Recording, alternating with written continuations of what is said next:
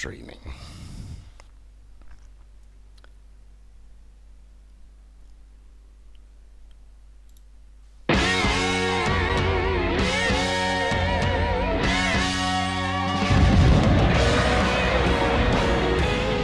You're misleading the public. You're lying to people. We are part of a giant studio set. All the world's a stage in your mind. Jesus Christ, can suck my dick? Suck my dick? Suck my dick, Earth, with that bullshit. Man's getting rude. Man's getting rude. You tell me I didn't say one. I'm not to you, right? It could be a what's it? It could be an onion ring. A hairless monkey zipping through the vacuum or a potato rock. Yeah, if we dumped what we found right now, we would be, it'd be bad. It would be bad. Can't have a can't have a flat earth and things making sense. Good evening and welcome to another edition of Gem's Flat Earth Sunday Roast. We're back once again with with our almost weekly roundup of news and views from across the imaginary plane. I am your host and proud grandparent, Gem, and joining us this evening are some cool guys to discuss some topics so hot that they have molten iron cores. It's the ones who weren't quick enough to think of a good excuse. Curved, Quartus, Lewis, and some missing people. Hi, guys. Hello, it sounded like you were going to say there are news and booze there. I was right in time. I looked away from the script for a moment and I was all of a befuddle. Unless I've got instructions on telling me exactly what to say, I'm screwed. What can I tell you? Anyway, I am a proud grandparent. I am proud to announce. Oh, congratulations. Thank you very much. Yeah, good for you, man. Good for you. I just thought I would mention that in passing. Yeah. Anyway, a few weeks ago, we covered Logan Paul's Flat Earth documentary, and I referred to Logan Paul as the second greatest Flat Earth troll ever. The second greatest because the greatest Flat Earth troll ever is, without a doubt, my old comrade from the trenches of the First World War, the one and only Timmy Osman. And we are very pleased to welcome Tim to our panel tonight. Hi, Tim. Howdy, yes. I thought it was very fitting for me tonight to have an icon that does kind of denote that potato lives matter. Because I've been called by many, I guess several different women that I am a potato. So I'm really owning that. And so I have changed my name to Potato Lives Matter. Well, as we were on a hangout the other night, there was you and I, there was Rumpus, there was George, and there was Jesse Kozlowski. I feel that you are now a sufficiently mainstream cook to be on my show. And so I extended an invitation to you as soon as you'd reached our levels of mainstream cookery and potatoery. No, you know what? Jesse, if you actually meet him in real life and you talk to him, that dude is woke. And Right. As far as Rumpus, I spoke with Rumpus about things that happened, let's just say, around 1942. And he shares a little bit of what I, you could say, believe as well. And I guess you've been around this kind of subject for quite a while, so you are still pretty big mainstream cuck. But George, on the other hand, for sure is going to be very analytical and right-brained. So it's really good to talk to those and you as well, those kinds of people, because for the most part they have it a lot of it right. I will say that comparatively. Well, while I've got you here, and I think it would be good to just get your take really on, how you've seen Flat Earth change, because you have been here really since the year dot, and I think many people that are around Flat Earth now, the people that you know of and the experiences you had at the start of it, where they know nothing at all about. So, what can you tell us about how you sort of came to it and how you've seen it change over the years? Well, I came to it because it was somewhat of a hot topic, I suppose you could say, in the conspiracy crowd. And, I, for one, probably it took me about a week and a half or two, not to say that I was ever a flat earther, but I definitely looked into it. And this was the time of Eric Dubay and then kind of Mark Sargent as well, their comeuppance, so to speak. And so I was very conspiratorial biased, but I was able to go and actually read books and go look at things like practical astronomy from 1800s, I believe, actually, that really started to sway me back to the globe, and then everything really fit into place. But as far as the kind of transformation we've seen in the flat earth, it's kind of a dragnet for conspiracy theorists. Whoever basically believes it has, 100, 200 different online friends right after that. And so it became kind of a local clique at one point, but also it seemed a bit more, it was kind of me and Red's rhetoric out. I always say that. Right. And perhaps even Sean Hufford at the time, there weren't really many people that were actually going against the flat earth. And so these people didn't have very many views. I didn't have very many views. People came and listened because they liked the comical kind of satire of the whole situation. But probably about a year ago now, with Simon Dan and really the destruction of flat earth, as in still saying the same things and not really getting any better results, the globe earth debunkers and cucklists, as I may call them, have actually really grown in liking with mostly, it seems, the atheist crowd. So now we have a complete swap of viewership, it seems, but we still do have the what I would call almost at this point mouth breathers and the hopelessly dogmatic, like our good friend Dogmatic Dell, that will continue to stick around and be able to kind of get the numbers, I suppose. Right. I mean, what I would say is that, when I first came across your content, and I guess I came across the name Tim Osman before I came across your content, because even, back then, your name was sort of, whispered. You were this sort of evil entity that I'd heard about before I came across you or your content. And then I saw your content, and I think that, what struck me at the time is, as you say, there was only really you and Red's rhetoric, and you were really perhaps the only person that was really talking about it kind of seriously. Reds was sort of, doing his sort of thing, his sort of name-call-y sort of thing, and it wasn't. It's kind of shallow, whereas you were actually talking about what people believed and why they believed it and this kind of thing, and that was. It really struck me at the time, and I can remember, being impressed by it before I'd met you. And then, of course, since then we had all those debates and we had many battles together against flat earthers, right? Yeah, there were definitely many battles and so-called debates in the trenches with likes of Spurs and even Quantum Eraser and Cathexis, the flat earth apologists. We talked to Gernerism. We talked to a lot of different people.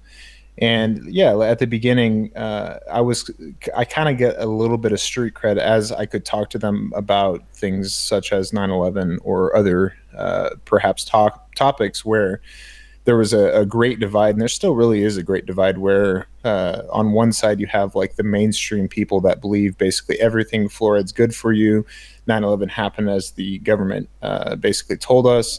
And then you have kind of the conspiracy crowd, for the most part, actually believing the flat earth, at least on this sector of the internet. There's a lot of conspiracy theorists, actually, that, so to speak, do not believe in the flat earth and actually speak out against it, as I did from the very beginning. But yeah, it's changed a lot right. with people like Fight the Fat Gourd and Team Skeptic and a lot of people that came in and started to try to make money off the situation. And really, it must be said that, I thought at the beginning I was very naive. I thought perhaps I could just say things like, there's 2 celestial points, dude, go look and research into that because you're such a great researcher.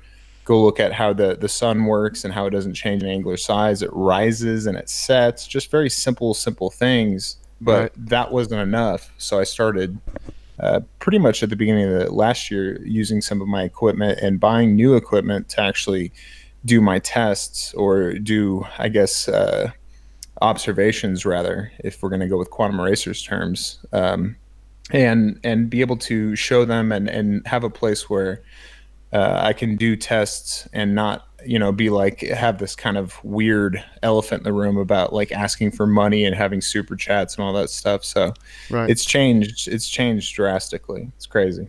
It has. Anyway, we should push on with the show, Tim. So yes, we've got some clips to show.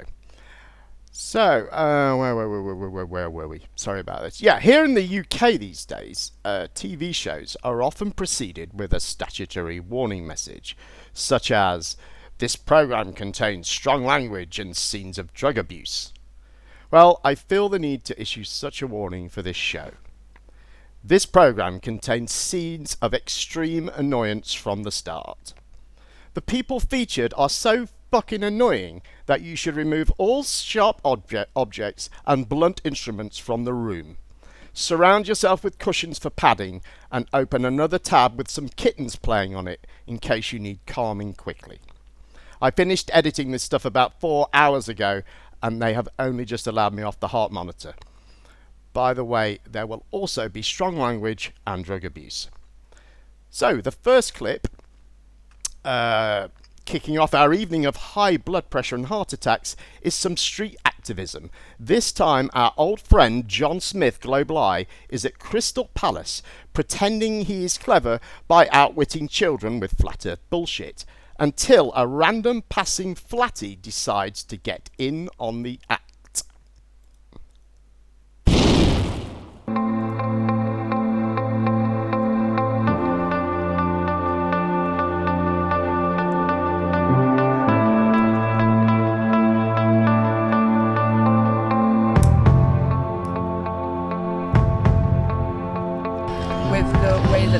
They calculated that it must be round to this degree for the shadow to be different like that. Yeah. Are you aware that would work on a stationary plane if the sun was more localised and closer? Well, it wasn't as big as it wasn't 93,000 miles away and as big as it is.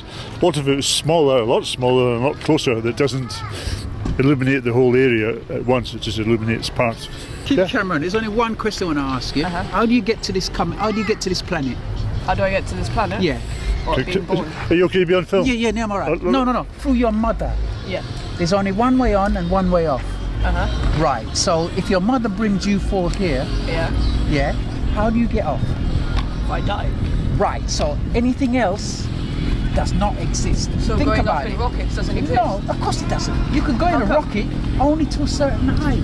How do you know? Think about it. How do you know? How do I know? Yeah. I just asked you a question. Yeah. How do you get to this planet? We were born. Right, and the Jesus Christ who got to this planet? I don't believe in God. No, I don't care if you believe in God or not, it's your problem. All I asked you is a question. You must have heard it. What, how do he you get had to be born. Well, yeah. And how was he born? How was I born? How was Christ born? Through a woman. You was born through your mother. So anything else is, think about it, as a man, the only thing we can achieve is on the ground, on a building. How do I know? Can you give birth? Can you give birth? No, can you carry a child? But I can't. No, can you get? Yeah, exactly. So biologically, how can you get up to some place where because there's because it's not biology, it's physics. Have you? All right, it's physics. Have you ever seen the ball apart from on television? A ball? Yeah, the round ball, as they call a sphere. Yeah, I've seen a ball. Where have you seen it? From NASA? What do you mean? The Earth? Yeah, any shape of the Earth comes from one source only. Really, NASA? Is that it? Yeah, of course. Only it? Only NASA. Yeah. How about SpaceX? Space who? SpaceX. That comes from NASA. It's not NASA. That's part of NASA. It's not part of NASA. Oh my God! It's all under one umbrella. You've never heard of? All right. Let me give you another example. It's called the Store Group. I haven't heard of it. It's a credit card that has 7 different other companies within it. Okay. Amalgamation. All right. Anything you see, NASA gives it to you and me. So what would be the purpose of NASA lying? To kill. What's the purpose? So if NASA was lying about this, Right. So then what's the purpose of if it? you've gone to the moon in 1969, yeah, why can't you go to there? And today you've got better technology than you had in Well, we are going 1969. to. NASA has announced a project to go to the moon. NASA's been going to NASA's gone to Mars. Yet still Mars looks like the end of thing there. They've gone to Mars. Yeah? There's water and there's red on Mars. If you can't get to the moon, how are you going to get to Mars? Then we're told that there's someplace else. But we can get to the moon. We have done it. It's just that we don't Who have told funding. you this? Well, I've seen. No, I didn't. I asked you a question. Who told you this? My parents, the internet. Your and many, many parents. things. Your parents. And your parents was alive in 1969 as kids. In other words, they would do just like me. Yeah? You know why they throw me out of school? Why? Because I wouldn't listen. So you're saying that the school that you went to, the boarding school, taught you that? Yeah, listen. It's flat. Yeah, of course. The boarding school I went to, I learned Latin. Yeah, but who pays for it? Who pays for it? Yeah. Well, there's taxes. Taxes. Why do we have academies? Why do we have academies? Look, the object, son, is to keep us all in. Look, Okay. before you develop, yeah, they get to your mind. You're like a sponge. You'll absorb anything. I have. You know how many kids I have? I mean, I'm a grandfather. Yeah, and I tell my kids today, when they tell you something, ask them to repeat it twice. Because as a tutor, you are taught to tell him. Does that make sense? Okay. And he who's been taught somebody else. I went to a recording studio and I was told to learn to be an engineer. I sat in a class with a bloke teaching me engineer. You know what he was teaching me from? A book. Listen, get a ball, yeah, and put it in a bowl of water. Yeah, and pick it up and spin it and tell me if water stays on that ball. Water only finds its own level. Think about that. That's the main thing you should think about. If you pour water, water will keep going until it finds up. How comes you don't know that? Because of gravity. It's not. Gravity is. All of a sudden, It's a ball. Look, it's a sphere. Look, if it's not gravity, it's to do with density of something. If you get a ball and throw it, and it's a balloon, the balloon's going to go up. If you fill a balloon with water, what's it going to do? Well, it's going to go down. That's not gravity. It's not no, density. no, that's not gravity. No. You just fill the balloon with water. There's nothing. So the air pushes it. It can't go up. Gravity. No. The mere fact that the water in the ball. All right, answer this. Victoria Falls. What do you mean? You know what Victoria Falls is? No. Wow. Victoria Falls is where water falls. Biggest waterfall. It's the biggest waterfall in the world, and you don't know this? No, sorry. But you're listening to other things? Listen, get the basic principle of life first before you start going to NASA. Yeah, and believing what they're saying. Victoria Falls goes down. You see Superman? What about it? The film Superman. Yeah. You remember when he was there? I'm telling you now because you probably watch films. Superman was at Victoria Falls. Okay. Yeah? Where's the water doing? It's going down and down and down. Why is it that an architect don't incorporate circles in his drawings? Next time you go back to school, ask an architect how comes he doesn't incorporate going down, and also a train line. You tell me which train goes like that.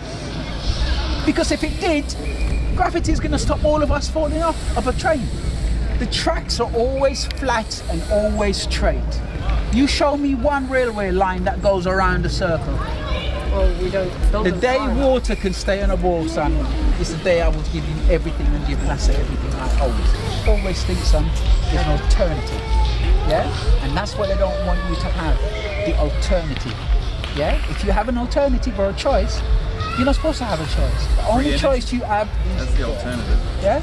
Exactly. Telsa. You know about Telsa? You know about Telsa? Tesla. Oh, Tesla. Yeah. What do you know about Tesla? Well, I know that they're A car. car company. That's all you know? Well, no, they make electric cars. No, not they. Tesla. Tesla. You know something? Oh, Nikola Tesla. Say, Oh, yeah. What do you know about Nikola Tesla? he's the one who made electricity viable. He made electricity viable. No, he made He made us aware that electricity is around us and free to us to choose like Wi-Fi. How old is the globe? How old is the globe? Yeah, that round thing you call the Earth. I think it's about 3 billion. What? Sorry, it was created in 1762. The first globe. Oh, 1760. The first one. What did they teach you? What are you talking about? The first The one. actual idea of a globe was not created in 1762. It was put together and said it was. It was not created in 1762. No, was it created? 2,000 years ago. No, 1762 was the first globe. Don't they teach you this in school? The globe, you know the globe? The sphere, Yes. the thing that you're calling around But Earth. what he's referencing is The like Greeks. the Aristophanes. No, what I'm Phaedo, it telling might you, be the original globe. idea of a globe was created by the Greeks. The Greeks? No. Greeks, 2,000 no, years no, ago. no, no, They no. proved that the Earth. They proved. You mean like that the- Aristotle? Yes. Wow. Wow. Go to the sea. I'm asking you. Go to the sea. This is and look at mainstream. the horizon. And then when a boat goes out, Yeah. which part of the boat do you stop seeing first? The hull. The hull. And there's a number Yeah. of reasons for that. Why? One is because you've got a swell between the observer. If the observer's at sea level, you've got a swell which normally rises up 4-6 feet between you and the boat. Any wavelets between you and the boat are going to hide the bottom first. And zoom What's cameras, ships that you've lost into the distance, they come popping right back. And even other ships in between, smaller boats and what have Because you, light has come been popping. refracted away from you and you can't see it very clearly. No, because because light only travels a certain distance, and obviously Only travels a certain distance. Yeah. Light doesn't travel infinitely like we've been taught.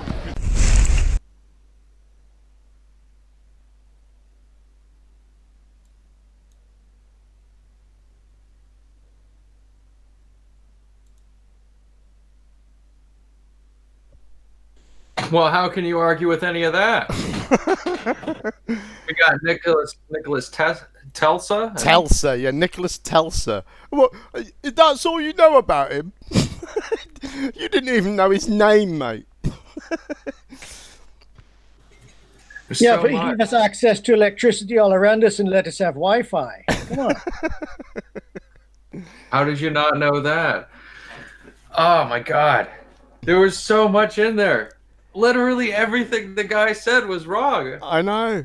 He doesn't answer a single question. He just, when the lad asks him a question, he just asks another one in response. John Smith started with 93,000 miles to the sun, which obviously he might need to times that by a little bit to actually get the correct figure. Yeah. But I've never seen that hippie dude on anywhere actually before, but they really are able to drag a lot of interesting characters into the flat earth there in the UK, it seems like, Jem. Right. I mean, this guy was he was literally walking past that, as you saw at the beginning, John Smith, or Harry his name is, was already into his spiel with the kid, and this kid just happened to be, the Rasta guy was walking past and overheard it and decided to join in. And Harry has tried to sort of disassociate himself from it a bit by saying that the guy wasn't his friend and, he thought he was rude and he wouldn't normally be like that. But he still stood by and watched it happen. He still uploaded it to his channel. It was me that blurred the kid out. The kid was there on his channel. At one point, the guy asks him which school he goes to, and he gives the name of his school. So the kid's... you're right. So the kid's school and face have been broadcast on that channel. That's a kid? That's a kid? Yeah, he's still at school, yeah. Oh, wow. I actually was thinking that was a woman. Yeah, I think somebody else thought that as well. Okay, in today's world, you never know. But right. I'm just saying, I thought that, really... The person that was there was very intelligent and understood how to kind of combat these random people surrounding them, telling this person about flat Earth, which is pretty interesting. I mean, yeah, I'd have said he was about Greeks. 15, something like that. Around about. Wow. Yeah, he knew about Eratosthenes. He was able to, he was pretty good, I'd say so. I think it's interesting because it's the same thing when you're in like 24/7 or something and you hear new people come in there. It's interesting that people come with like the exact same information now. Like it's sometimes weird to hear, but it's also you see why, because he remembers what he was taught, so that's good. But like when he says like you go out to the ocean you look out to the sea and you see the boat going over the horizon. Right. And that's but I mean, I guess that is all it is. So I mean, what else is he gonna say? That's exactly what Aristotle. That's how he proved it. So. Right. The other guy though who came up, he if you noticed, there was a shot of him when he was when the Rasta guy was in frame. That other guy, he was in the background, and he wasn't wearing any shoes. Right. That's all I have to say about that. I just thought that was funny. He's just walking around with no shoes on. He's an ex-special forces guy, you know. He is. Oh, and he thinks light has no limit as well. All right. Well, he's jack of all trades. There was a comment, actually, I wish I'd got it, and I forgot to get it, and I was running so late today. But there was a comment that was made on that video by another one of the activists who was saying that he thought that he was imagining the smile on the father of the kid's face when the kid comes home and tells him that people have been trying to give him truths today. People have stopped him and given him truths. You know, I mean, they're just so delusional. I mean, you know, what? So his parents are going to be pleased that 3 grown men stopped their child and tried to bullshit him in a public park and then broadcast his face and what school he went to on YouTube. They're going to be pleased with that.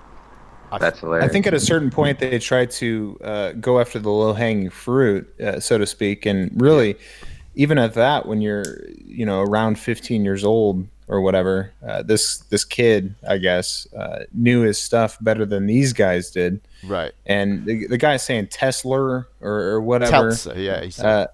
And then Nicholas Tesla. Yeah. I mean, the dude had absolutely no clue what he was talking about, and that's kind of the usual.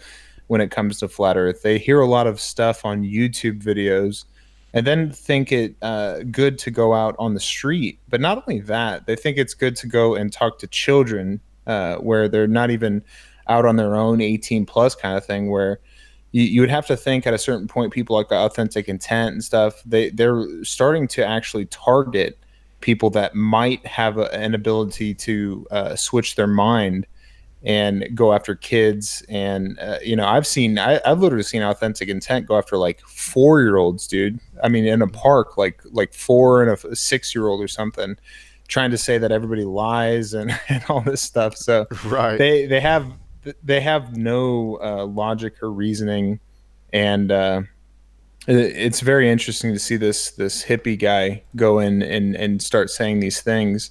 And, what is the point of actually trying to convince some kid, like he's going to go to school and, tell everybody about it or something, and then there's going to be more kids in the flat Earth? I mean, you can't even, if you can't actually, commit to telling grown-ups about it and try to get them swayed, and it's not working or something, and you have to go to the kids, I think that probably should be a sign at the end of the day. Right. I mean, my experience, sorry, I'll just get this in. I was, when these guys, Global Eye guys, did a tour last summer, they came to my city, and I went there, and I couldn't get them to engage with me. And they are, as you say, they're obviously targeting people who, if you're a bloke, for instance, and you're kind of an older bloke, they're not going to engage you because, or they're going to try and avoid engaging you because you might know your stuff. But if you're female, or if you're a youngster, then they'll, they're more likely to target you. That's kind of what I felt like I was seeing, although I guess my survey wasn't extensive.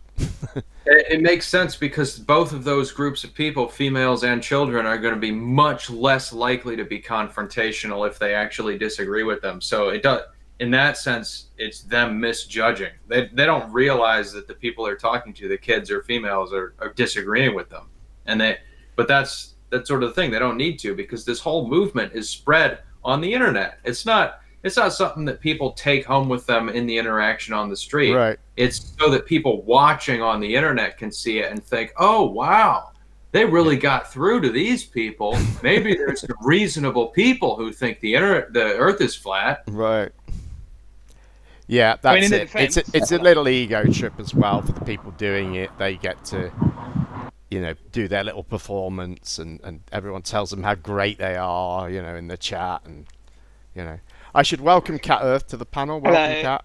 Sorry, I had to leave. It's absolutely pissing it down with rain, so yeah, it was quite hard getting back. I'm glad you're here. I missed you. And Quarter said we could just get any drunk to do what you do, but I said no. I want this drunk.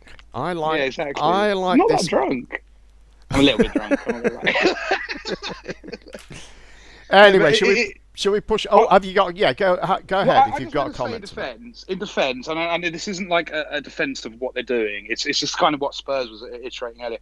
I don't think that they're maliciously targeting people in that way. It's just the way it goes, isn't it? Someone confronts them, they don't like it, they're like, and they'd rather talk to someone who's absorbing it. Do you know what I mean? And listening rather than confronting them. I don't think they do it deliberately. Like, I'm going to target children. It's just, and also what Spurs was saying is that from their point of view, if they believe it, they think it's important and they have to tell the children. I know it's weird and they shouldn't do it and it's wrong, but do you know what I mean? It's a matter of what their motive is for talking. Cat, wouldn't you think though, if they had any ethics in mind, that they probably would say, "Hey, let's go talk to adults and just let this kid pass"? Though, at the end of the day, I think it's like understanding their mindset. Like if they believe it and they think this is a world-changing thing, they think, oh, the adults aren't going to listen. They're brainwashed by NASA. Right. So, exactly. So let's get the kids. It's wrong. They're already too late. They've been locked in. This is human nature. Once you're taught something as a kid, you never change. So it's not worth it. We'll just go for the kids, and then they'll never change, and then we'll win. Like that's not a valid excuse though, because most flat earthers are actually like adults, like going through their midlife crisis. So obviously they had an ability to change, and they think that there's millions of flat earthers. So I don't think that's a valid excuse, and really it doesn't leave the ethical side out of it. For a rational person, no, it's not a valid excuse for a rational person, but they're not rational. They're not thinking about, hey, I was an adult and I realized it. Like, they're all going to be making this special exception for themselves that I'm special. I grew up and I was still rational the whole time. And now that I've come to see evidence, I've figured it out. Okay, that's better. Yeah. Yeah, I'm not trying to defend their derangement. They're deranged, you know what I mean? But it's just from their perspective. Yeah, I think that what Tim said is right, though. They've got flyers that, if that kid approaches them or, they could hand him a flyer and say, take this home and have a look at it, and have a look at our website or something like that. And they could end the interaction there. They need to be responsible broadcasters. They need to think about what they're putting out live. And you can't just broadcast other people's children and stand there bullshitting them like that, in my opinion, anyway. Well, I don't think they should be handing them flyers either, to be honest, really. Well, no, I don't think that. I would rather they didn't do that. But I think if they're making a YouTube video, a live stream, and a kid turns up, you've got to disengage and not be broadcasting the kid. At least in America, they have every right, because in public you don't have any basically right to privacy. Yeah, kids that's walk in here. front of. Oh, is it okay? I have no idea. I think you have to be 16 to be broadcast. Because you have to like sign a thing. No, if you're gonna make money off it, it's a whole different situation. Like if you the whole thing with Logan Paul, where basically they raised a huge stink about a child being on there and not getting a disclosure, basically. Right. So they did actually end up blurring that out. But in America, you can go around in a public park and stream kids. Yeah. You can. It's just really not ethical. Yeah, and it's the same here. You can here. You're not actually breaking a law, but. Is it sensible? Is it sensible to have a young kid say which school he goes to on a live YouTube video? I say absolutely. Yeah, of course not. Well, you remember there's Earth is seriously flat, who advertises that he goes around and specifically targets kids, like handing them pamphlets and flyers and stuff like that. Like right. He's got videos of him doing that. And you'd be surprised how successful just a pamphlet could do to a child. Like, stuff you haven't seen or don't really understand, it could completely change, I mean, I guess for a little bit. I guess you'll learn the details of school, but you can end up getting messed up or something like that. He got his phone chucked in the lake, and then I was about to say that. That's a good one. Yeah, we played that last week. It was good.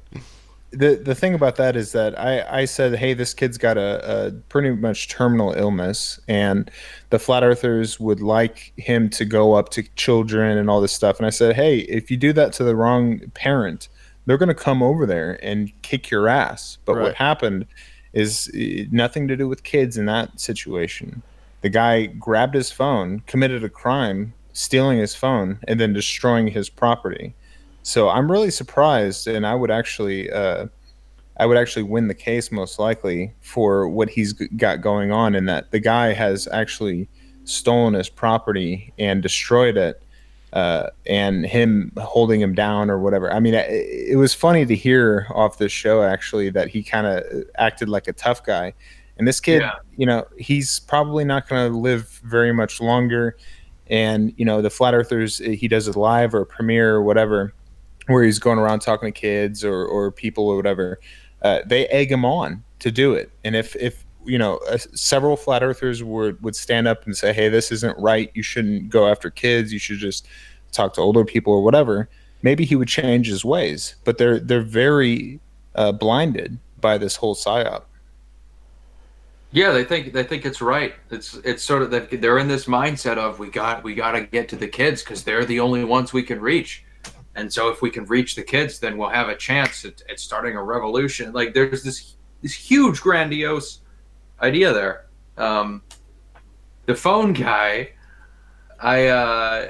it's interesting thinking about that because he could have. There's two different court cases there. There's the side, he damaged the guy's property, and he probably would lose that court case. But then there's the other side where authentic intent assaulted the guy. So, and the authentic intent would probably lose that one. So they would probably reach a settlement where they decided to drop charges on both sides.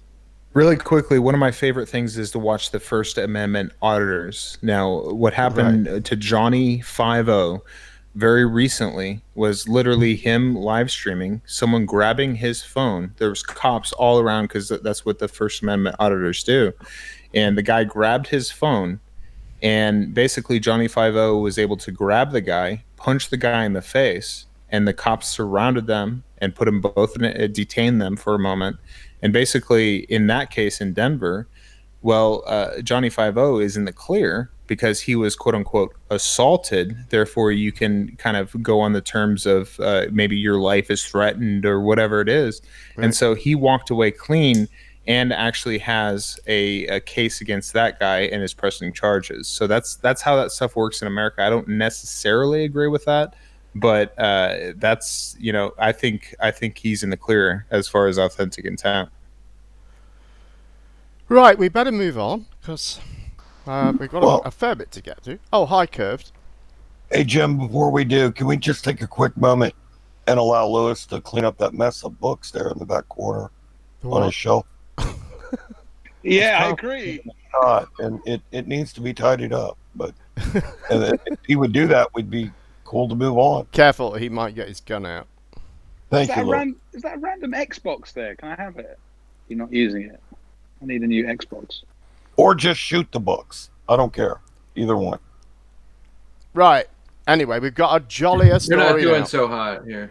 We've got a jollier story now from Spain, which I have carefully translated using my multilingual skills and definitely not botched my way through using Google Translate.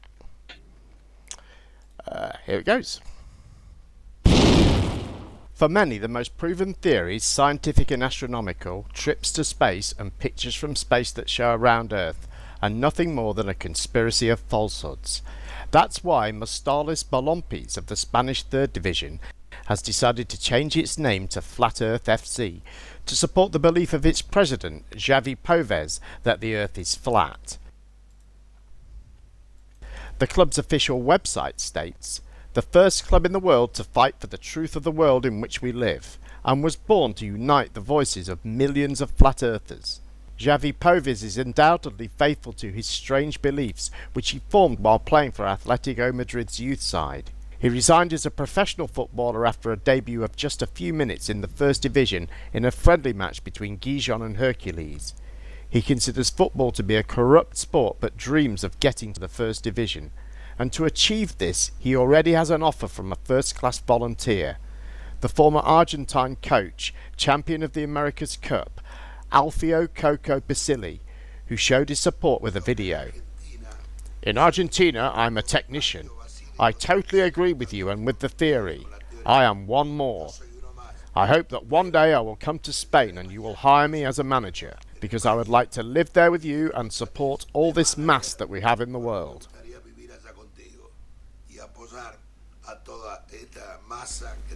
It only remains to hope that his tours do not reach the edge of the earth and fall into the infinite abyss of space, and that they play with a spherical and not a flat ball.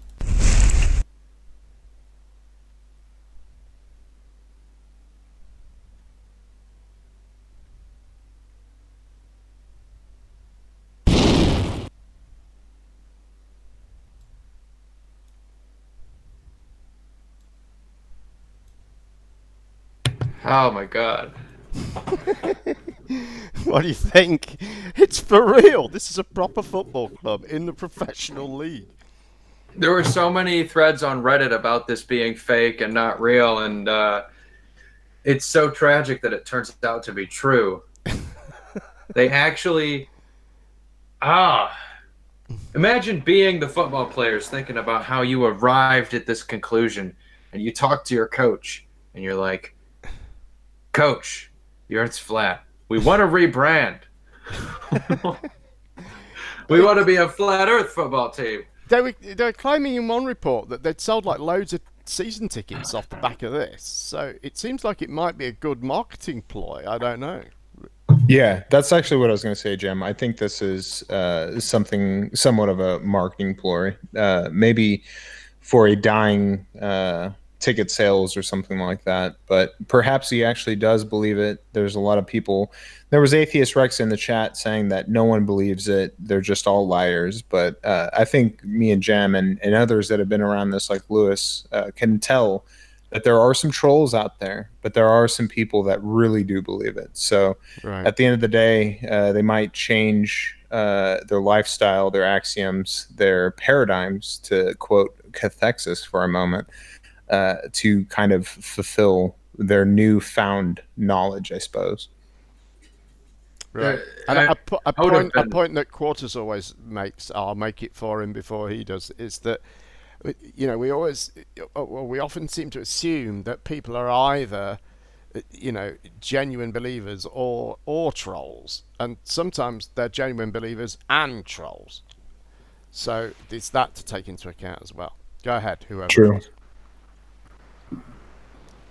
I'm all set. Yeah. Well, I don't agree with these people, but I'm proud of them for standing up for what they believe in, and I look forward to watching them kick a frisbee around.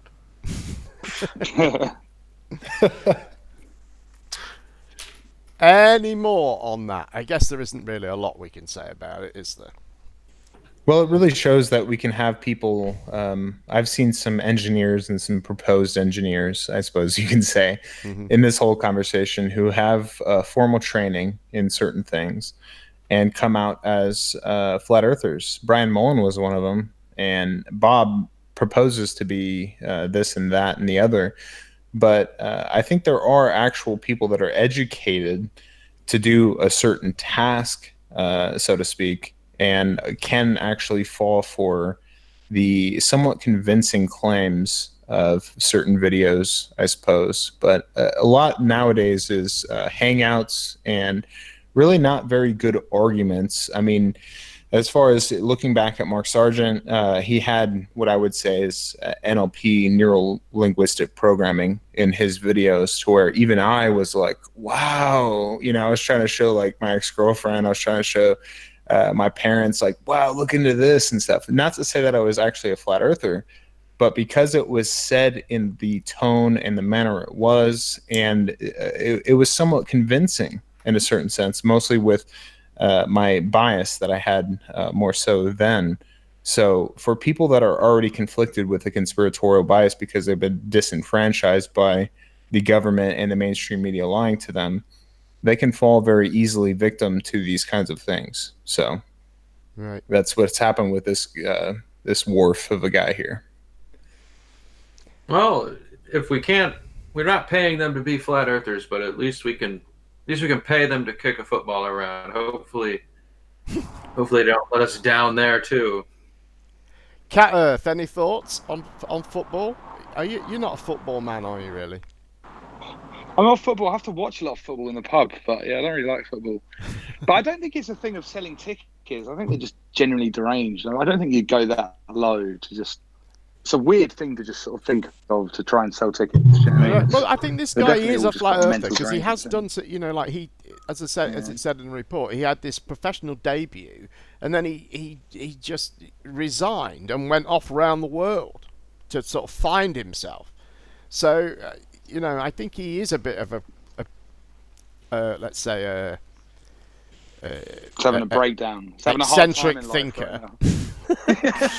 Shall we say, in the interest of politeness. And so, I think, they're saying the sort of things that flat earthers say, aren't they? It's the truth about, it's like, I think he's maybe watched Dell, there's a sort of slight smell of Dell in there, in that statement on the club website, find out the truth of the world in which we live, it's almost Dellish. Yeah. Anyway, let's push on because we've got a lot to get through. And so did I cut you off? I'm sorry. Well, no, I was trying to remember that basketball player because wasn't there a couple of basketball NBA players who were basically coming out as flat earthers? Right. And my whole thing back then was like, because those are like the biggest, most famous people who might be flat earthers, and they're like they play sports for a living, like that's what they do for their job. So I mean, like. It's not that unbelievable that they would believe something like that.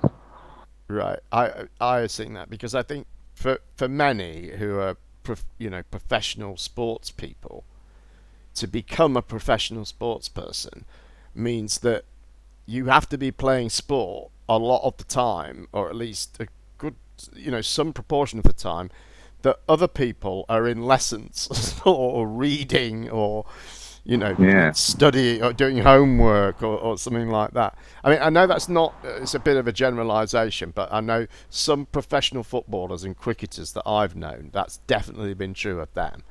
They love their sport so much, and they just did it and did it and did it, and they didn't really do so much of the other stuff. They're not thick or anything like that. They're just, they were out playing football and not reading books. And, Wait, Kyrie Irving and Shaq were the big two, and Shaq came back and smirked and smiled and kind of said it wasn't true afterwards. But Kyrie Irving had a few talks where it would lead you to believe that he was just questioning the idea. And throughout the Flat Earth psyop, we had many different people, such as TheTTguy and a host. Yeah, a host of different people, kind of like the Breakfast Club of social media or whatever, where, at the end of the day, if I was a flat earther, I would be questioning why the mainstream media would be pushing it as much as it is. Like, this is a secret, like 9/11 or something like that. But then you have a bunch of people just in that sense coming out and saying, 9/11 was an inside job kind of stuff. That we don't see that. We did see that in Flat Earth, though. Right. We had Freddie Flintoff here, as that famous cricketer here. He also sort of said he was questioning stuff. I did read something from one of those basketball players the other day where he was really apologetic and saying that he hadn't contemplated the power of his words, and that he'd had school teachers coming up to him saying they'd had to reteach their whole curriculum, and and he was really quite. He apologised, I think, 3 times in the passage that I read. So, because he doesn't want to lose endorsements and stuff like that, and whatever contracts he has. But yeah, all those, like you said, TheTTguy and these are, first of all, are like what's below D level celebrity, but like a an F-list celebrity or something like that, where it's like they're completely unknown and probably like the dumbest person you could think about. And then like people like Floyd Mayweather, who's one of the richest athletes or one of the highest paid athletes. I heard he was illiterate. Like he doesn't even know how to read and write. I don't know how true that is, but right. Yeah, I mean, I don't see how I mean, I could see him getting fooled by something like the flat Earth easily, but given the right devices. Right. Anyway, I think we can move on now because we've still got a bit to get through. So, new to Flat Earth this week came Ranty's debate show, where anyone can request a slot to go and present on a subject of their choice for about half an hour or so, and others can request a similar opportunity to rebut what has been presented. Tim and I both did this. I presented evidence for the Apollo moon landings, and Tim presented his evidence of curvature. So we're going to take a look now at the rebuttals we received. First, the response to my presentation, which there's about 4 or 5 minutes of this, and then we'll get some quick comments on that, and then we'll move on to the response to Tim's, which is somewhat longer, and then things get really weird. So take a look at this. Oops. However, 10 minutes after Gem Panda last night did his presentation, I got a message from John, Quantum Eraser, and away you go, John. Yes, sir. Thank you. Out of respect for Ranty, these are the colorful expletives I removed from the presentation and won't be using today that aptly describe Jeremy's intellect and character. They are half-wit sissy, crayon muncher, schmuck, no-depth wiki discover parroting pretender clown muppet, daft numpty, tosser, Burke, Elmer Fudd, senile git, wanker, dozy duffer, Mr. Magoo, plonker, nutter, twat, sod, and blighter. So if you tuned in to hear these or see these, I want to apologize right now. That's not going to happen. So let's start out with Jem's outro. Speaking to the audience, this is just a collective poisoning the well fallacy. That's all it is. No substance. And you'll see by the statements that we go through here. So, Jeremy, already you have decided on your personal refutation. So, Jeremy, do you have special mind powers so as to divine what the audience, that is hundreds of complete strangers, have decided already? The next one, Jeremy. So just shout CGI and no further refutation is needed? So your divining powers have let you down again. So on to the presentation. Jim's presentation was completely bereft of scientific evidence. Zero. Nada. Number 2, the moon trip through the vacuum of space directly violates the second law of thermodynamics, that's the laws of entropy, and Boyle's gas law. Traveling through a medium in Narnia, Jeremy, all I need do is debunk the medium in which the purported trip took place. For example, if someone posts images as evidence of the existence of mahi-mahi, but it is known that mahi-mahi can only survive in seawater, then all I need to debunk the mahi-mahi analog moon landings is debunk the existence of the medium, seawater, analog the vacuum of space, and the mahi-mahi moon landings go bye-bye, fall down, go boom-boom. Let's not let a little thing like the outright bludgeoning of 2 natural laws, one being the principal pillar of the whole of physics, the second law of thermodynamics, get in the way of something that confirms our bias, that willfully blind allegiance to the spinning ball space monkey religion. The prosecution rests. This is the end of Jim Panda's case, specifically, and generally, the end of the dignified and knighted heliocentric sun-worshipping spinning space monkey religion. It's over right here. We don't have to go any further. The whole religion collapses. P.S. It's been 6 friggin' weeks that I've been requesting and patiently awaiting support and demonstration for your claim of birds humping. You know, the natural experiment, Jeremy. You remember those? These.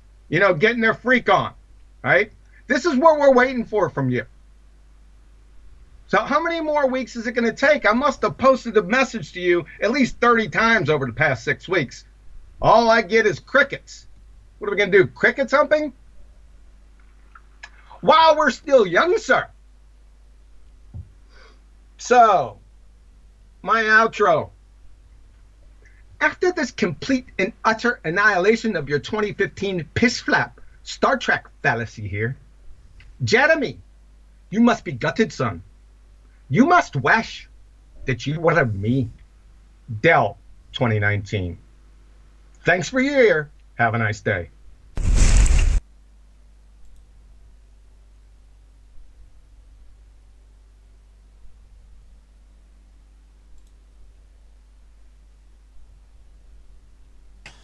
Wow. I previously thought that he had some rebuttal to this whole moon landing thing, but it's clear he just hates you, Jim. Yeah. Well, I mean, his rebuttal is, and I would like to hear what your as quick and concise a response as you can give, Portis, if you wouldn't mind, is basically that they're debunking the vacuum of space and therefore cutting my argument off at its legs. Well, I didn't read his text, so I'm not sure of the content. Wasn't on the screen for long enough for me to process through what he thinks the gas law means vacuums can't exist. I'm a bit lost, frankly. Well, I mean, they use it to say that there has to be a container. Oh, well, we know they rebutted that one. Obviously, there is a container. Gravity provides the equivalent of a container for the atmosphere. Right.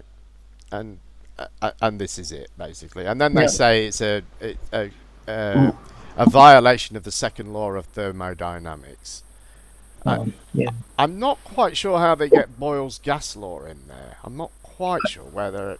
Yeah, that's what I mean. I couldn't read his text to see what possible connection he was drawing, if any. So, I mean, the problem I see with it for them, the quick problem with it is that it's about ideal gases, and these are, as I see it, models. They're not a real thing; they're a model of a thing. And correct. Yeah, they hate models. So, yeah, go ahead, Curve. Sorry. Well, Cordis, are you colorblind by any chance? That could be it. I should just read the red words. It's, the capitalized red words and come to my conclusion. Yeah, well, if you're not colorblind, it should all make perfect sense to you. Yeah, really. Does he do this to avoid Nathan? Nathan's colorblind. I thought it's kind of cruel of John to do this. Is he actually colorblind? It says he is. That's funny.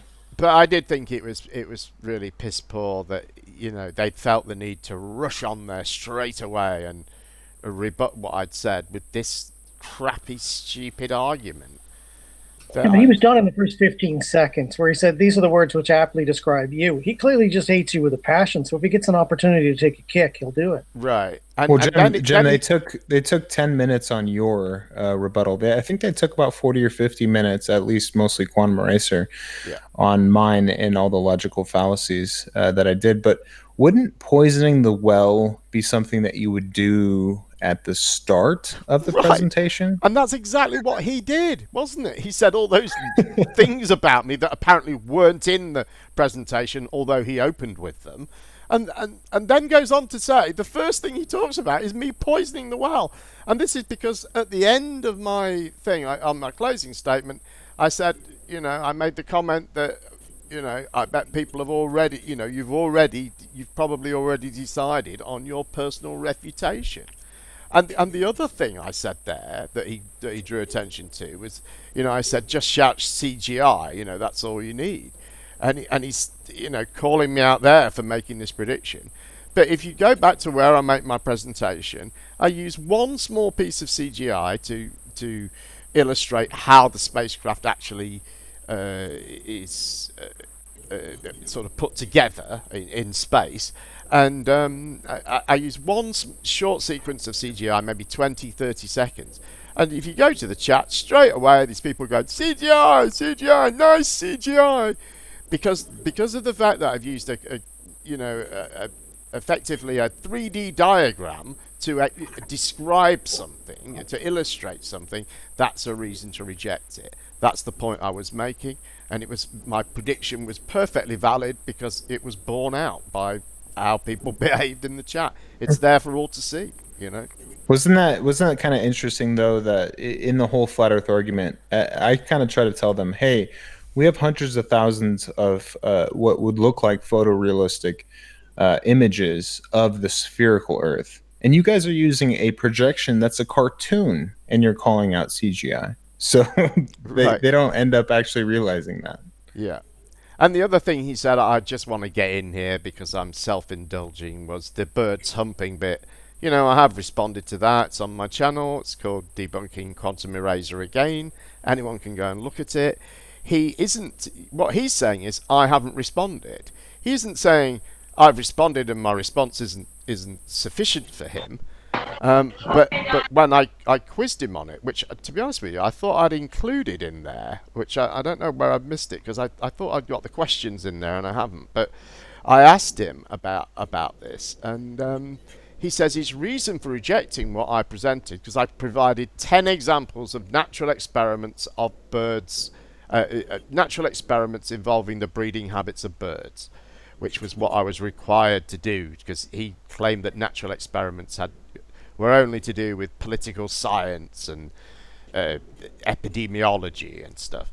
So I showed this and showed that he's completely wrong on this. He's completely talking out of his arse, and now he's rejecting the natural experiments because I need to go through each one and show him where the independent variable is, the dependent variable is, the hypothesis and all that. When, of course, these are natural experiments. They don't have these isolated variables because they're natural experiments. So if I comply with what he's saying, I won't be giving him natural experiments, and therefore I won't be complying with what he's asking me for. So, as usual, they've written an impossible to answer puzzle. Anyway, sorry to go on like that. That was probably not interesting to anyone else, but at least I got to say it, which was the main. Yeah, you're damned if you do and damned if you don't. But at the same time, we have to realize that he tries to prove the existence of God through the very unnatural experiment that is the quantum eraser experiment. So when they can pick and choose what they want to use for their arguments, as far as it needs to be naturally occurring, and it was made by man. Oh, okay. But then they'll use the quantum eraser experiment, which is completely man-made. So they have no chance of actually having a cogent argument. The problem lies with actually the people that listen to it and think that those are good arguments and are only interested in positive flat Earth quote unquote evidence. There's no convincing those people. They're gone. Let's push on and take a look at yours now, Timmy. I hope that's what's going to come next on this video, because the end of that video wasn't quite what I was expecting. So who knows what the beginning of this one will be. But it should be, again, Timmy does his presentation. Was it the next day, Tim, that he did his response? Or was it... It was supposed to be a day or so later, wasn't it? I think it was. I can't tell right now. It was either within 2 days. Yeah. But yeah, go ahead. So once again, they felt the need. Well, actually, this was supposed to be Nathan's response, wasn't it? So anyway, let's take a look.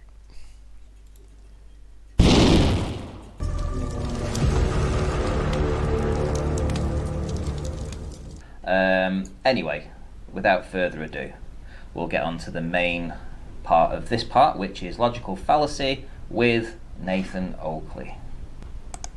We had a couple more. Did you see? 1 second. Did you see the comment he made about you? No, I don't pay much attention to comments. I'm going to hit record, right, and I'm going to just explain what's going on. So basically, what's going on is, I've just finished doing my little recording of Tim Osman, and I'll be honest, I haven't put a great deal of effort into it. So, nevertheless, John's called and I've explained what I've done.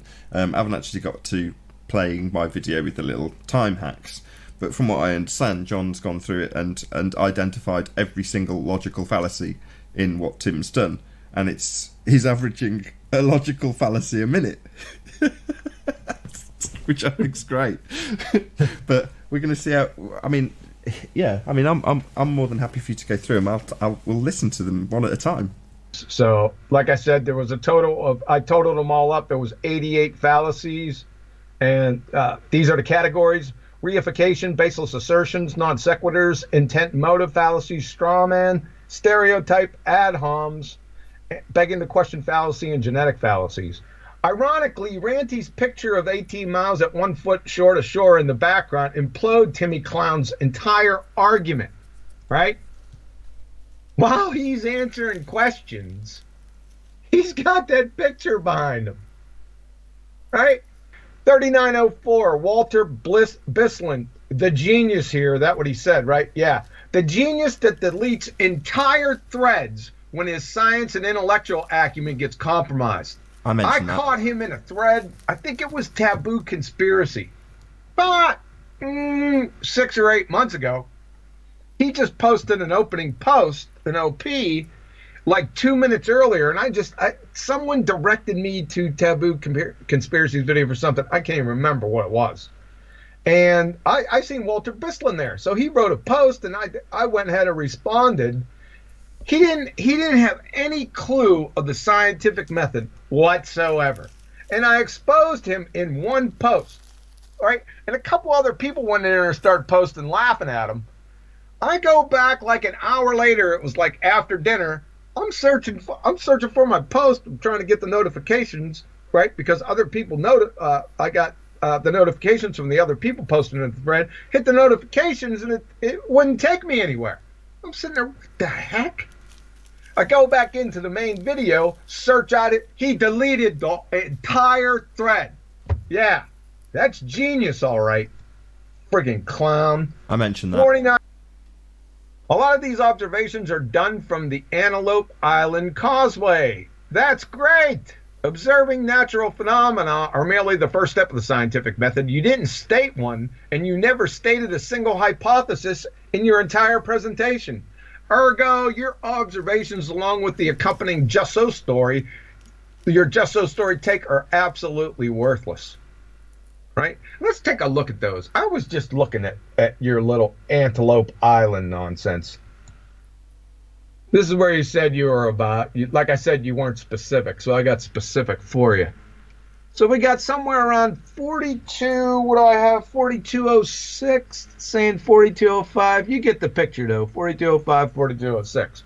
Right?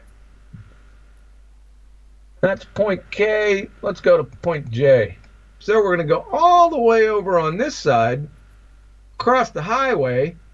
I didn't go all the way to your buildings. We're going to go down here to point J, right? So what do we got right here? We got an elevation of 4225, 4226. So that's a 20-foot difference, 20 feet from point K back that away to point J. Do you see the problem here? Right? This is a 20-mile observation. How many feet drop should you have? Over 20 miles. Go on. I know the answer. It's 266 feet. You got 20. Where's the 240-foot drop here? That's what I want to know. Where'd that go? Yeah, we're up to 86 different excuses now. Yeah, they're not excuses. They're actual reasons. So. Okay, hold on. I just want to bring that up on screen. So I saw where you were going and brought it up in advance, right? So, yeah, he's got this great big long list. I thought it was some other dudes. But basically, these are all the things that get called Earth Curve. Every single thing on this list will be changed into the single assertion made by the begging the question proof of nothing perspective hijacking curve calculator. So it's not a list of flat earthers' excuses, it's a list of things that will get reified into Earth Curve, the single assertion made by the begging the question proof of nothing perspective hijacking curve calculator. So number one on his list is perspective. It's like, oh right, so the picture he goes on to show, like moments later, absolutely includes perspective. And aren't there quite a few more, like trillions of celestial points? Unbelievable. 2446. One of the most beautiful days ever, actually. I protest. I say June 1st, 1978 was the most beautiful days ever. Number 3, observations alone, they're not evidence. Duh! Number 1, you haven't conducted a single test. Duh! Clown! My word! And, you know, your cherry on top at-home fallacy. Just scroll through so that while I'm talking, because I just want to add something, because I was supposed to do this presentation and you've done 99% of the work, miles better than I would ever done, and already I've spent more time on this than I would want to. So I'm going to also debunk Gem Panda in one statement, just so it makes it fair and it rounds it up a little bit, right? So, the medium that Gem Panda claimed that the journey itself took place in cannot exist next to the gas pressure that we all experience on Earth. The medium is bunk. There you go, that's my round out. 2 for 1, man. You can't say better than that, Ranty. Yeah. Okay, well, I guess that's kind of going to be controversial.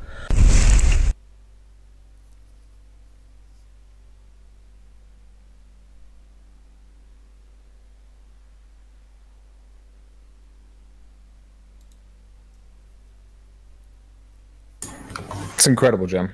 It's incredible. Well said, Ranty. I guess that's kind of going to be controversial. I don't think Ranty was very, very pleased with what was offered. Do you, Tim? What do you reckon? No, he definitely wasn't. And Ranty didn't exactly want Quantum Racer to come back every time that a Globe Earther has a presentation. So what happened was Nathan Oakley's presentation that they, number 1, pre-recorded, and number 2, Quantum Racer is the star of the whole presentation, of course, like usual, because he's the lackey of Nathan Oakley. So right.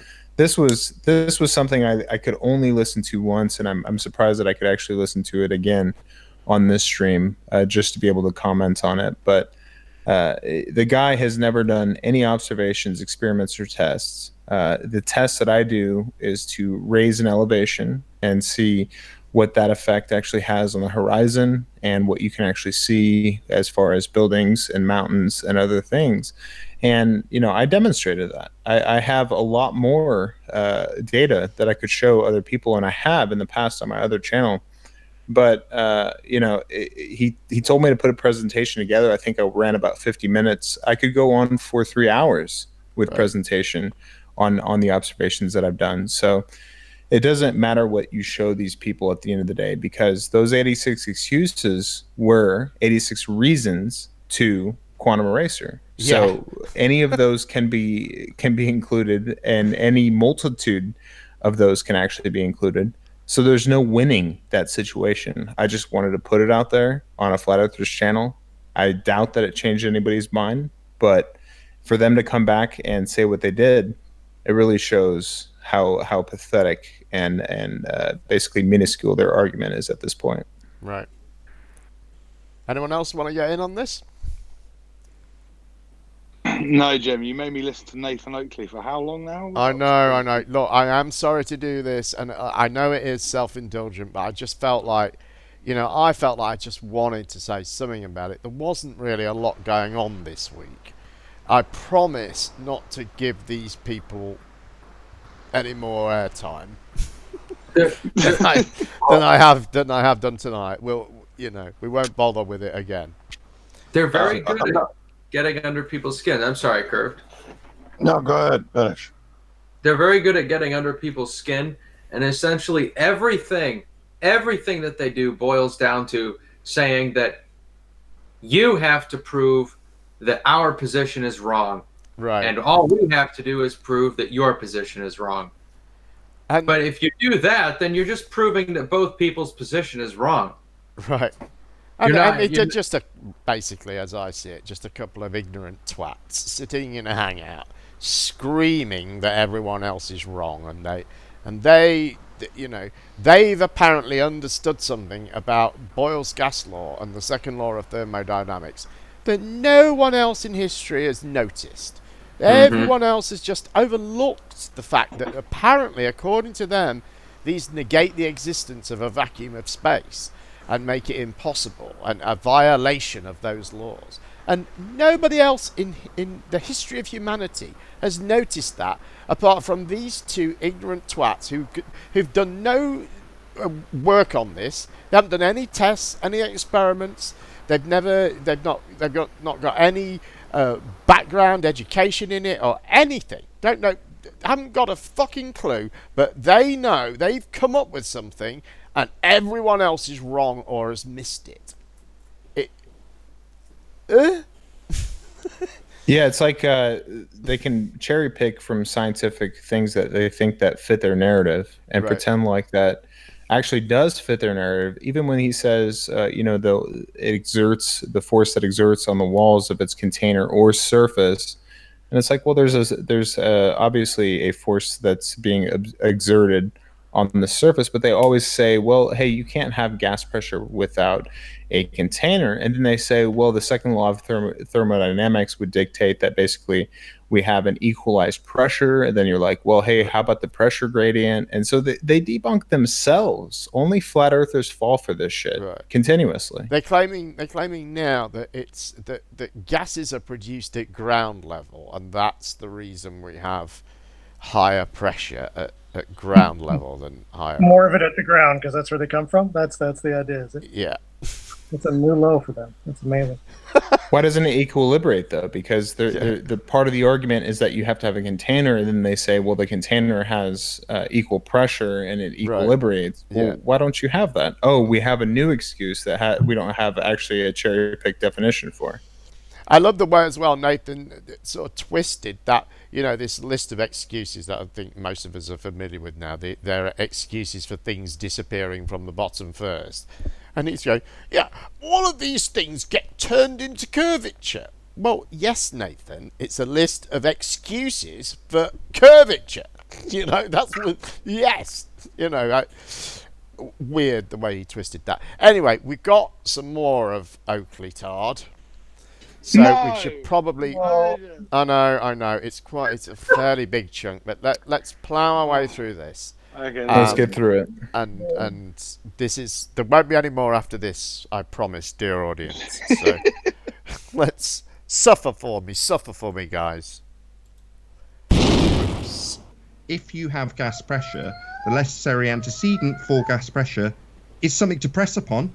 So you can make that logical inference. You can make that logical inference based on what I explain using laws like Boyle's law and the second law of thermodynamics. If you want to draw that logical extrapolation from that information and those natural laws, you are entitled to do so. I, however, choose not to make that connection and overtly state it. And the reason is simple. I don't have to. I'm not claiming to know what the sky is.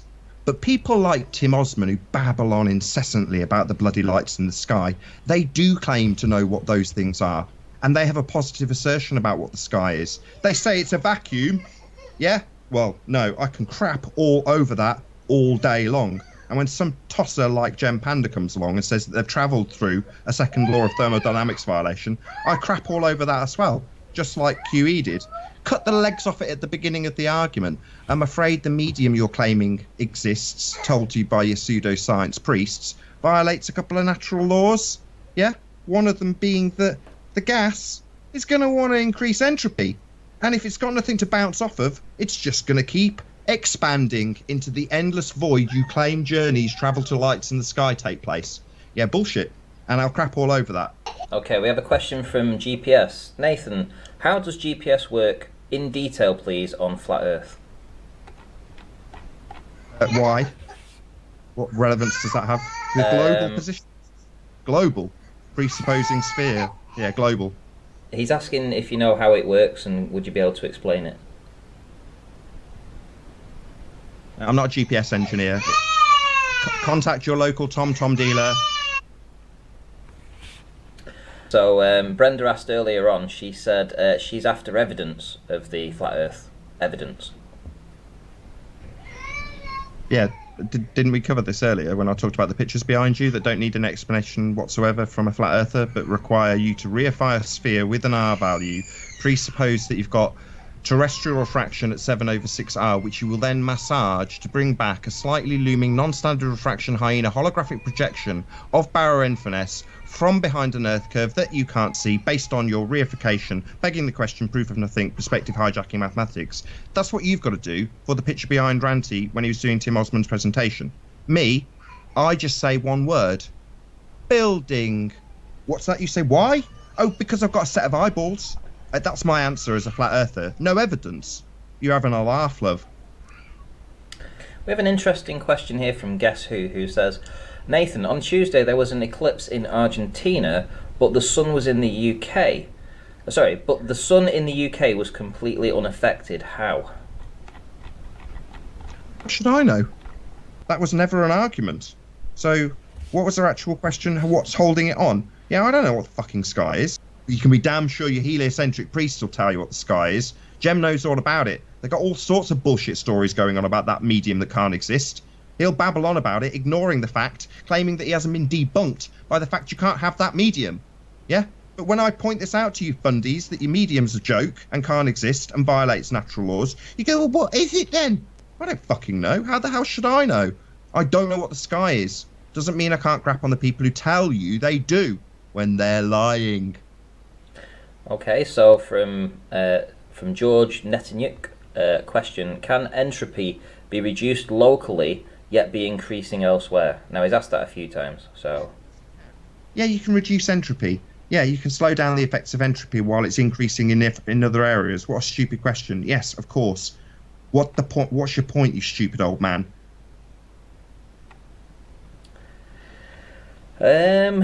So I think I'm going to rant outing at him right now.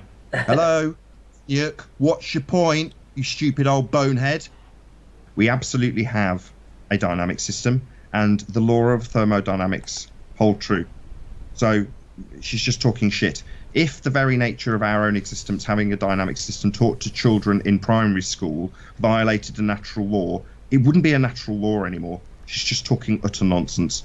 Yeah, you go and claim your Nobel Prize if you think you violated a natural law by declaring that we've got a dynamic system, you complete retard. Gem Panda, they don't teach kids things in primary school that violate natural laws, but they teach them the solar system and space, which, according to Nathan, violates a natural law. Can you explain? Yeah, teachers like conspiracy cats just lie to children in the face of understanding where their rhetoric taught in schools doesn't meet natural laws. So, yeah, teachers are lying. Now, is it their fault if they don't know that? No. So, at a fundamental level, some teachers, like conspiracy cats, understand that their rhetoric doesn't work, but they'll continue to lie to children anyway. Those people, at a fundamental level, disgust me. From Gem Panda, so when Nathan said that they don't teach kids things that violate natural laws, is he now saying that they do? Yeah, you want to catch me out in a contradiction? Yeah, things that hold true can be validated. Just because it's taught in schools doesn't make it true. But natural laws, they definitely hold true. So where Branda says that having a dynamic system violates a natural law, my point that they teach you about this specific thing in school to make my example that Brenda's incorrect in her assertion that something taught in schools in this regard, i.e. dynamic systems, which are easy to verify, unlike your fundamentalist belief in a sky vacuum, that you've got journeys to a light in the sky in Gem Panda. You ain't validating that shit in a hurry now, are you, my friend? You just rely on your priests. But I assure you, dynamic system, yeah, nice and easy to verify that we definitely have gases being produced at ground level, and it shits all over Brenda's assertion that that's a violation of a natural law. Because if it was, it wouldn't be a natural law anymore. But you can try with your clever little trick there, Jem, to think that you've caught me out in a contradiction. No, my friend. Your sad, feeble attempt to demonstrate me to be in contradiction is weak. However, you, with your fundy belief in a sky vacuum and men travelling in little rockets with their funny wizard suits on, yeah, you hold that, my friend, while the natural law still holds true. The gas would fill the medium that your claimed journey of space travel took place in, Jem.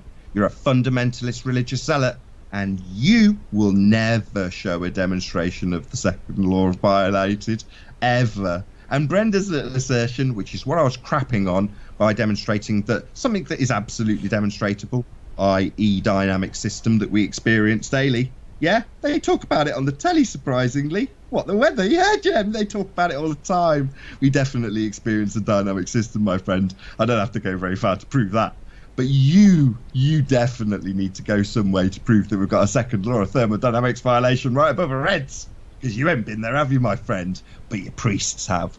All hail Tyson. All hail NASA. They said it was true. I believe them. Right, Jem, you pathetic little twat? You believe them. You're not travelling up to the sky vacuum. You're not verifying it like I can verify a dynamic system taught to school children. Yeah? No, my friend. You just believe that shit because you're a fundy zealot. You haven't been there, and you never will. It's not real. It's like Narnia. You can't have a sky vacuum. Entropy would increase, as I've explained to several of the other dickhead commenters who don't seem to listen. Hope that answers your question, Jem. Oh man, I have to ask this now because, I have to address this. JQ says, I could listen to Nathan do this all day, and he's given a $10 super chat, so thank you very much.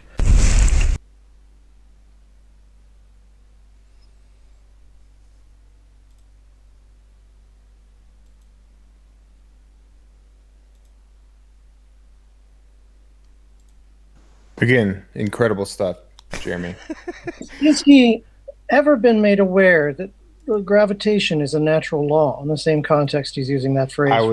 I was going to say that Newton's gravitational law. Yeah, they have to deny that one, of course. But I will say really quickly, Ranty actually had a Flat Earth Proofs and Truths where he got Wolfie 6020 on. And he says 2 minutes of research produced the repeater at Charlatan. This is basically one of Ranty's proofs, line of sight proofs. And really quickly, also, I'll go ahead and break this. This was last night. Nate, do you need to QA to speak for you in all aspects of your life? Nathan Oakley himself on his own channel says, when are we debating on Ranties? Name the date. So what's going to happen soon is Nathan Oakley versus Timmy Osman. You heard it here first, guys. Yeah, boy.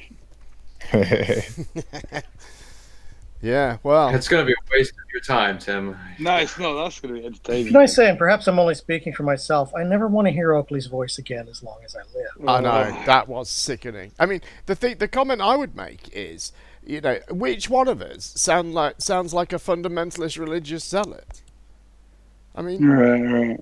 He sounds triggered at questions that people are asking about his supposed belief, and he continues to. But that's kind of the shtick that he has. I actually am on a firm belief that Nathan Oakley doesn't actually believe the Earth is flat. He's had, Jem, myself, and many other people, even Curve used to come on, I believe, probably pre-show 100. Since his lackey, Quantum Eraser, has actually taken over. So he understands elevation on a sphere. He's heard a lot of these arguments, but he still basically they find what they think are loopholes to the globe, even though it's just misnomer and misapplication of many things. So they're just going to continue to do this. Right. I'm going to just say it. Like, Nathan needs to lay off the Colombian marching powder, because seriously, you can't rant like that sober. Like, that's weird. I thought that was weird. It did drift into really just, yeah, Jem, yeah, my friend. It's just odd. He does this thing, when he's triggered, he's like, Jem, I'm just going to take a shit on Jem, yeah. Yeah, no. Weird. It's like, what? Oh, it's so weird. He's like a South Park character, dude. I mean, seriously. Yeah. What did you think, Lewis?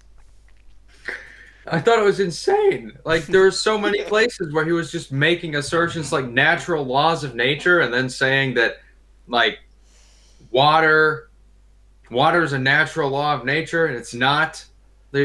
I'm sorry, I'm drunk, but if we went back and listened to it again, I'd get it out more clearly. But there were at least two times where he said that something was a natural law of nature, and it was just like, no, it's not. It's not a natural law. What are you talking about? And but I didn't want to interrupt during the middle of the clip. No, Sorry.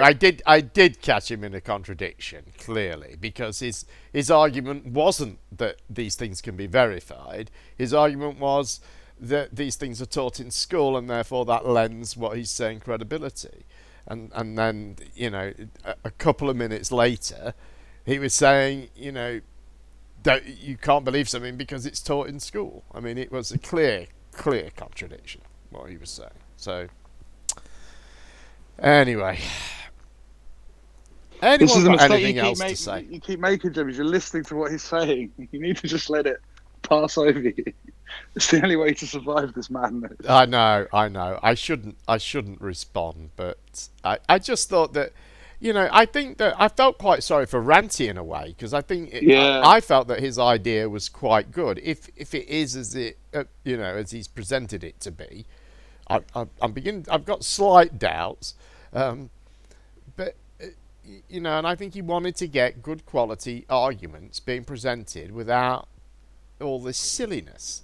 And straight away, he's straight back to the same silliness.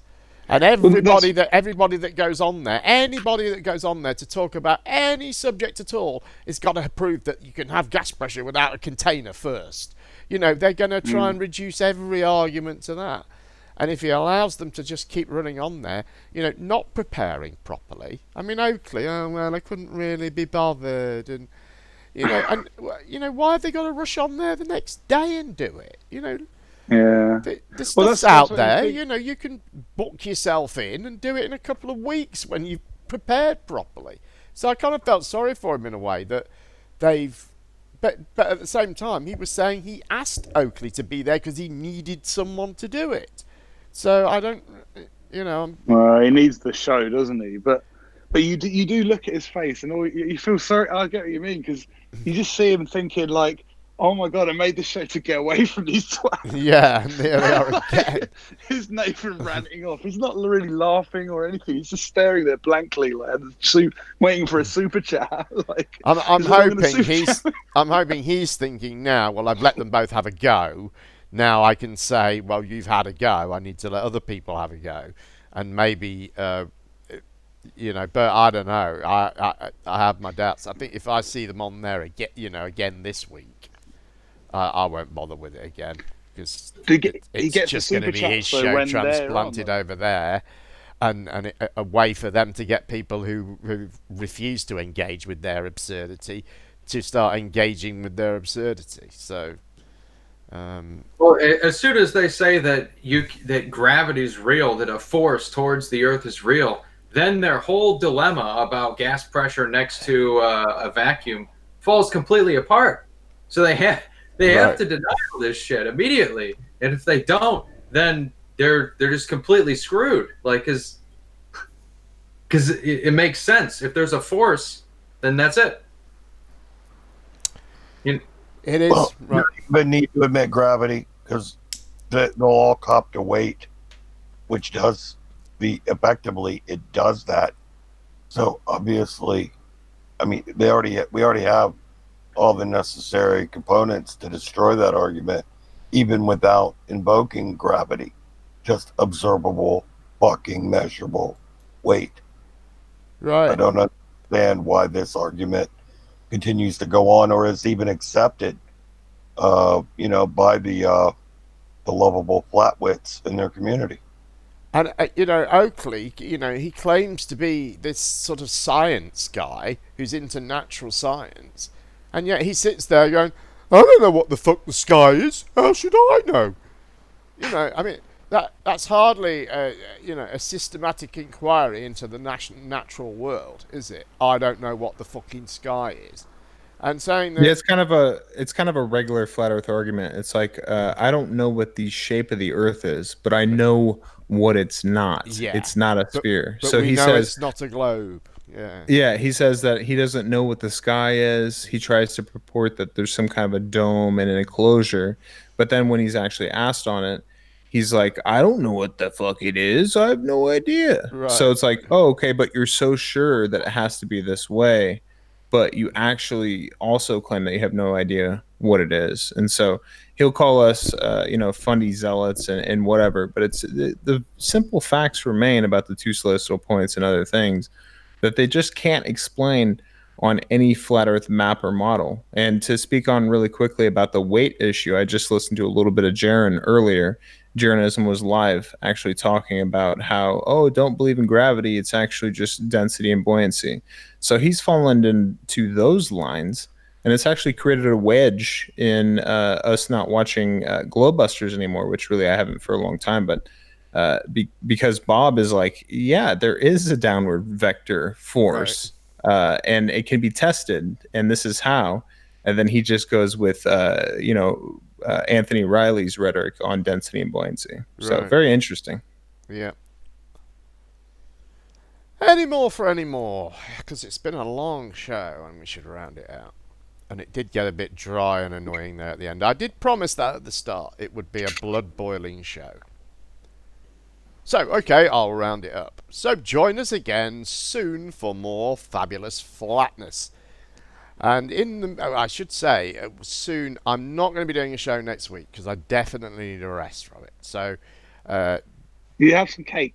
Nice cake. Yeah. So probably the week after next, as long as there's material allowing, we'll be back.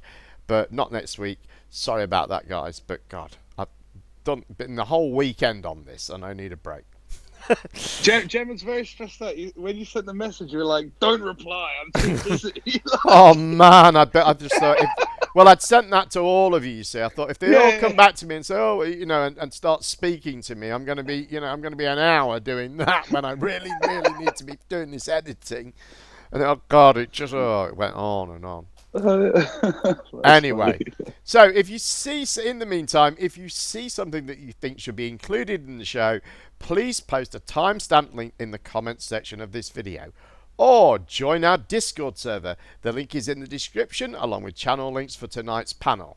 Our Discord server has over 1,500 members, and we managed to keep a conversation going virtually 24/7. We welcome members with opposing views, so click the link and join us. Thanks again to tonight's fabulous panel, and thanks to all of you for watching. We'll be back around the same time next week. So until then, please rate, comment, and subscribe. Share this video, and have a great evening.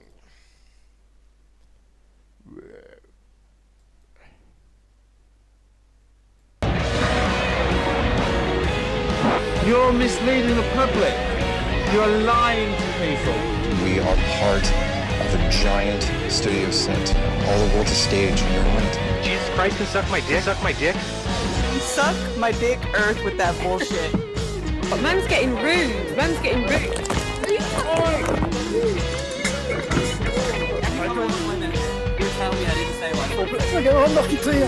It could be a what's it?